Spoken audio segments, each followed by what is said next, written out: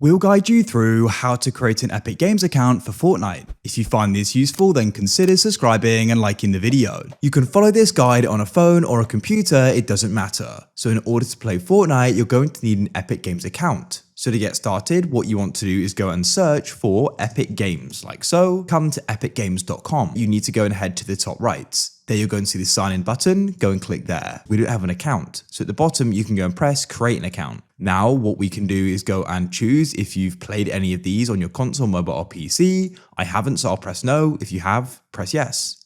Now enter in your birthday, press continue, and then what we need to do is start filling in this info here. So to get started, enter your email, enter your name, a password, choose a display name, and choose your country. Make sure you read and agree to these different agreements here. I have, and we can then press continue. You're going to get sent a security code, type it in. What you can do is go and link your console accounts and you can access your progress and purchases wherever you play. Then you can press done linking. That's it, you've now gone and created the account.